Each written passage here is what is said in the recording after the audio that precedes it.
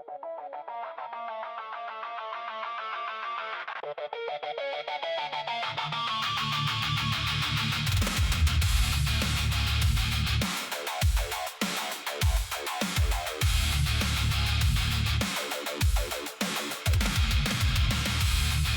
ស្តីបងប្អូនទាំងអស់គ្នាថ្ងៃនេះខ្ញុំមកធ្វើការ review ទឹកដីប៉ោយប៉ែតហើយឥឡូវនេះខ្ញុំនឹងចាប់ផ្ដើមពីទឹកដីកំណត់ផ្លូវពីស្ទឹងបត់ហើយជិះមកទៅសង្កាត់ផ្សារកណ្ដាលទាំងអស់គ្នាបន្តទៅទៀតខ្ញុំនឹងជិះពីសង្កាត់ផ្សារកណ្ដាលលយទៅសង្កាត់ផ្សេងផងដែរ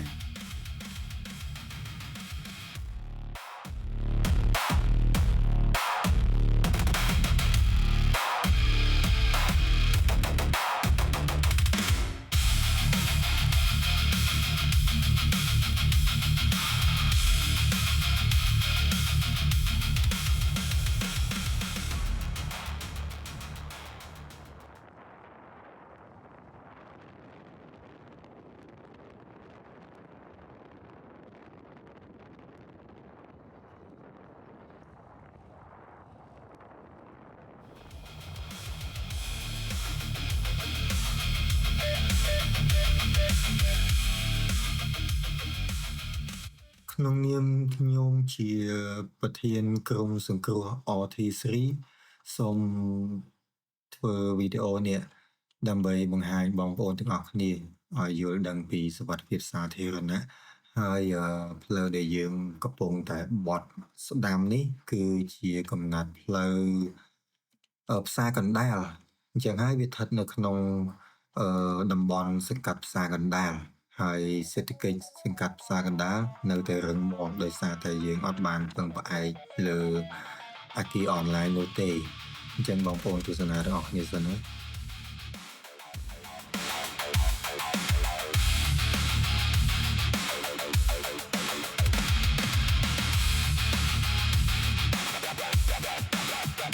អូខេមូលហេតុដែលធ្វើឲ្យកាមេរ៉ាព្រិលនេះដោយសារតែខ្ញុំថតទាំងភ្លៀងតែម្ដង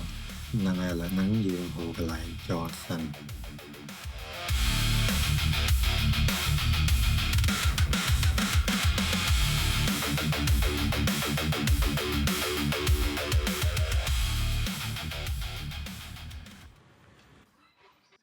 អូខេរួចរាល់តោះយើងទៅបន្តអញ្ចឹង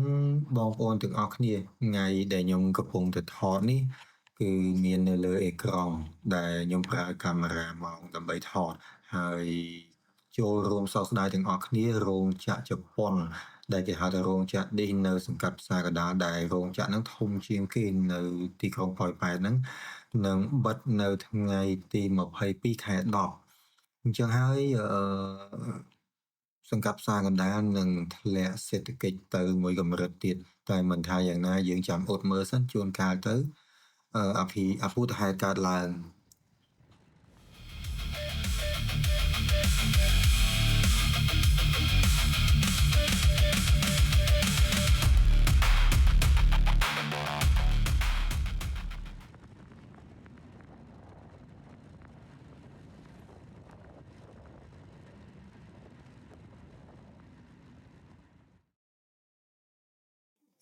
ហើយទឹកដីនេះបងប្អូនទាំងអស់គ្នាមិនថា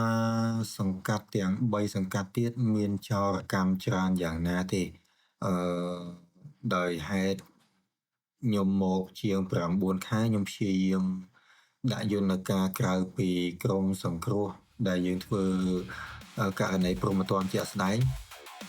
ពីសុវត្ថិភាពសាធារណៈឲ្យតែសាធារណៈឲ្យតែសុវត្ថិភាពសាធារណៈគឺយើងលូកដៃប៉ុន្តែខ្ញុំអត់ធ្វើចរាចរណ៍អញ្ចឹងហើយក្រៅពីនោះគឺខ្ញុំលក់ទឹកសុទ្ធដើម្បីលបាបរយៈពេលកន្លះឆ្នាំឡើងទៅ9ខែ10ខែហ្នឹងគឺចោលវានឹងបាត់ដោយឯងមួយយ៉ាងវិញទៀតដោយហេតុប្រជាប្រិយភាពផងសូម្បីតែចោលបងប្អូនក្មេងទំនើងកាលពីអតីតអីក៏អាណិតស្រឡាញ់ខ្ញុំដែរហើយបើក្មេងៗតូចៗ 4-5 ឆ្នាំវិញតែឃើញឡានទៅហ្នឹងរត់ឡើងតាមឡានបាត់ហើយចឹងហើយធ្វើឲ្យកន្លះឆ្នាំមកដល់ពេលនេះចាប់ពី6-7ខែមកហ្នឹងគឺលែងមានចោល ហើយសង្កាត់3ទៀតគឺឡង់កាប់ឡង់មិនចេះចប់មិនចេះហើយរហូតដល់ចិនចេញទៅបាត់សេដ្ឋកិច្ច3សង្កាត់ផ្សេងដែលដួលរលំហ្នឹងសូម្បីតែបងប្អូនខាងម៉ាសាក៏មកតាំងទីនៅកន្លែងសង្កាត់សាកាដានេះដែរ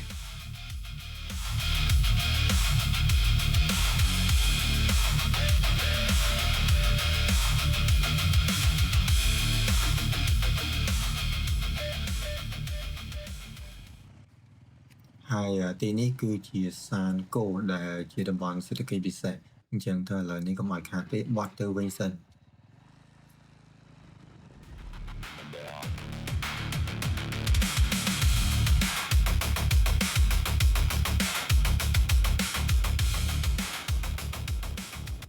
អូខេនេះគេហៅថាផ្លូវមណ្ឌល8មណ្ឌល9មណ្ឌល7មិនដឹងទេអ្នកខ្ញុំក៏អត់ច្បាស់ដូចគ្នាព្រោះអត់ទៅបានចាប់អារម្មណ៍ហើយម្យ៉ាងទៀតគង់តែត្រឡប់ទៅពេញនៅចុងខែនេះដូចគ្នា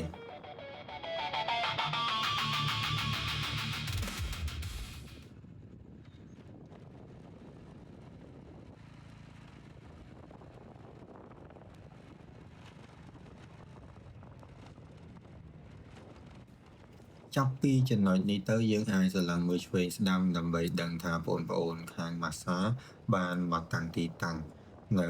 ជុំវិញនឹងច្រើនមែនទែន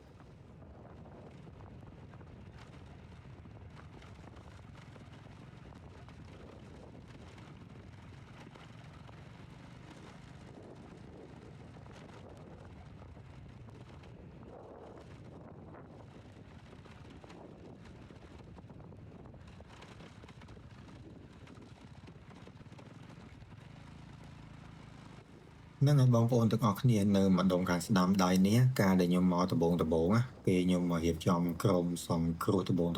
គឺល្បីទៅដល់ថៃដែលធ្វើឲ្យសង្កាត់នឹងមានភាពសម្បូរសប្បាយ concert ដាក់មកពេញទាំងអស់តែមិនបានប្រមាណ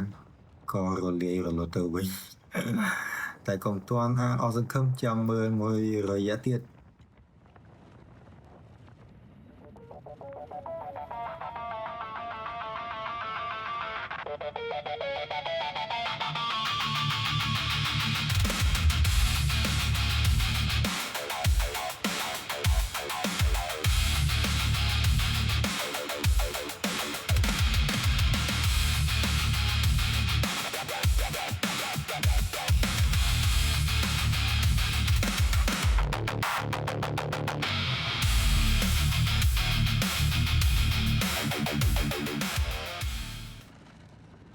អូខេបងប្អូនទាំងអស់គ្នាឥឡូវនេះជាប់ stop ហើយ stop នេះបើយើងបត់ទៅខាងឆ្វេងគឺបត់ទៅភ្នំពេញហើយបើបត់ទៅខាងស្ដាំគឺបត់ទៅ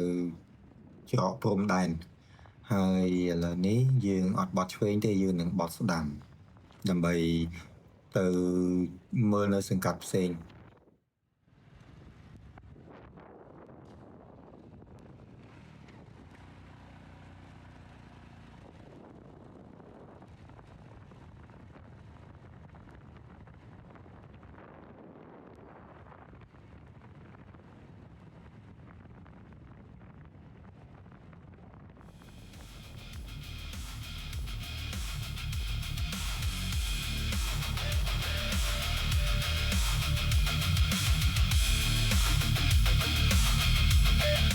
ចាប់ពីទីនេះទៅគឺចូលដល់សង្កាត់ផ្សេងហើយចូលដល់សង្កាត់អូរជ្រៅហើយងាកមើលឆ្វេងស្ដាំពិតជាស្ងាត់ខ្លាំងមែនទែនហើយឥឡូវនេះខ្ញុំនឹងនាំបងប្អូនទាំងអស់គ្នាទៅមើលច្រកផ្លូវចូលសំទោសច្រកចូលជាយដែនកម្ពុជាថៃគេហៅអីគេនេះនិយាយមិនចេញអញ្ចឹង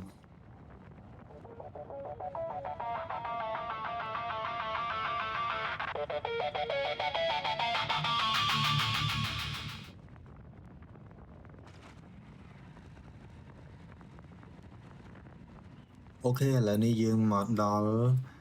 រូបបដិមាដែលនៅទល់មុខច្រកចេញចូលកម្ពុជាថៃឥឡូវនេះមកដល់ហើយចាំមើលទៀតថាខាងក្នុងហ្នឹងទិដ្ឋភាពមិនដែរ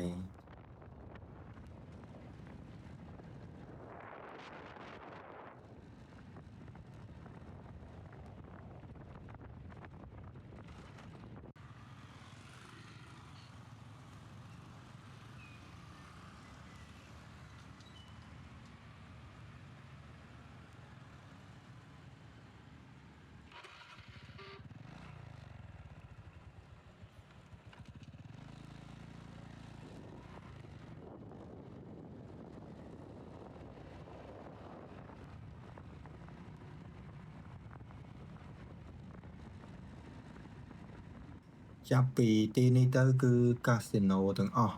កាស៊ីណូច្រើនមែនទែនហើយបើទៅមុខឲ្យជ្រៅតទៅទៀតម្ដងផ្កាយ5ហួសទៅឆ្ងាយទៀតសុទ្ធតែអអាគារឥណ្ឌូនេស៊ីនិងអាគារថៃប៉ុន្តែទៅខាងនោះពិតជាស្រឡះមុខស្រឡះមាត់មែនទែនហើយបើនិយាយទៅក៏មិនសូវមានការឃុំឃាំងបាំងផ្លូវអីដូចអាគារចិននោះដែរ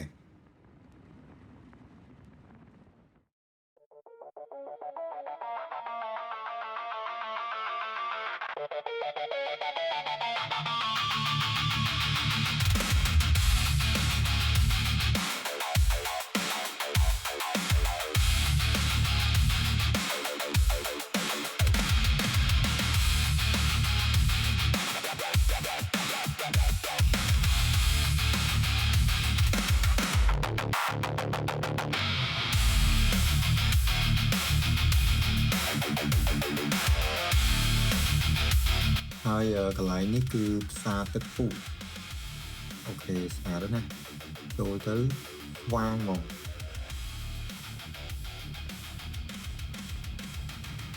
និយាយទៅមិនថាខាងថៃរៀងដូចជាមានបញ្ហាមួយយើងរឿងផ្សេងប៉ុន្តែពាក់ព័ន្ធមួយបរិយាកាសដែលក្រោមការគ្រប់គ្រងរបស់ពួកគាត់ហ្មងណាស្រឡាញ់មុខស្រឡះមកមែនទែនហើយជីវភាពក៏ទូធាហើយរៀនបដិបត្តិចេញមកអត់ឲ្យយើងមកស្មានអញ្ចឹងណា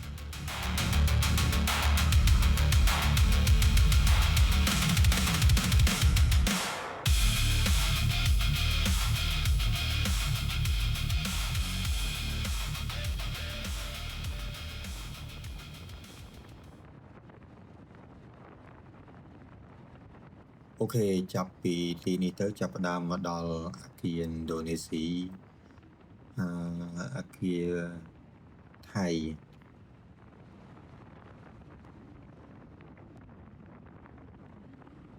ស្អាតណាស់មកដល់ម្ដងនេះស្អាតខ្លាំងមែនទែនស្អាតដូចយើងកំពុងតែនៅ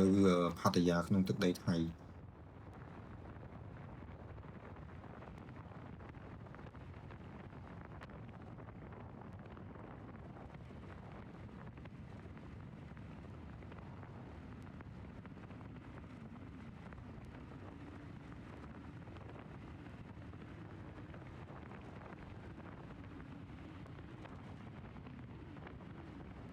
អូខេបងប្អូនទាំងអស់គ្នាម្ដុំនេះគេហៅថាដើមពុតគ្រាគេហៅម្ដុំដើមពុតគ្រាហើយកន្លងមកគឺផ្លូវនឹងជិះស្ទើរតែអត់កើតទេស្ទះម៉ោងប៉ុន្មានក៏នៅតែស្ទះហើយបើធៀបមួយផ្សារកណ្ដាលគឺអត់ដែលចេះស្ទះទេគ្រាន់តែថាសេដ្ឋកិច្ចយើងនឹងរហូតបើទីនេះទោះបីជាស្ទះយ៉ាងណាក៏ដោយប៉ុន្តែនៅពេលដែលចិនចេញអស់ឬក៏បិទអនឡាញហ្នឹងវាបោកភ្លាមហ្មងអញ្ចឹងទៅដួលភ្លាមនឹងឯងអញ្ចឹងសេដ្ឋកិច្ចទៀបក៏ទៀបទៅឲ្យនឹងកុំឲ្យរលកហើយ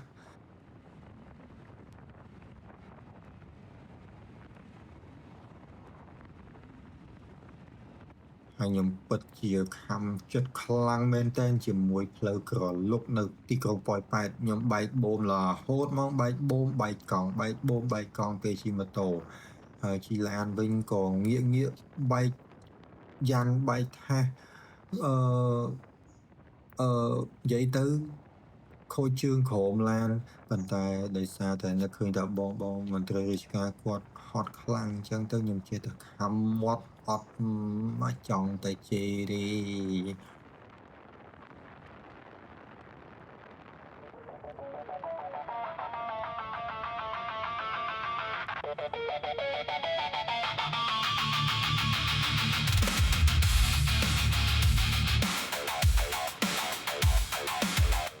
អូខេឥឡូវនេះយើងមកដល់ផ្សារអគ្គគេហៅថាផ្សារអគ្គម្ដុំហ្នឹង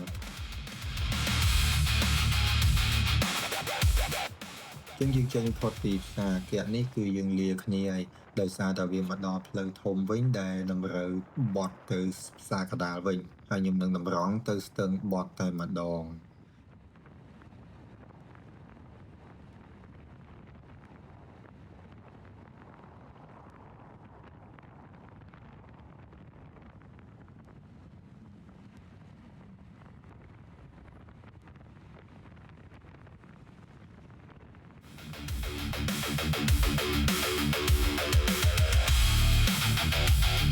អូខេវីដេអូនេះមានតែប៉ុណ្្នឹងឯងបងប្អូនទាំងអស់គ្នាជួយគាំទ្រធ្វើអំពើល្អទាំងអស់គ្នាចឹងទៅសុវត្ថិភាពសាធារណៈគឺយើងបានប្រសិទ្ធភាពបាទអរគុណ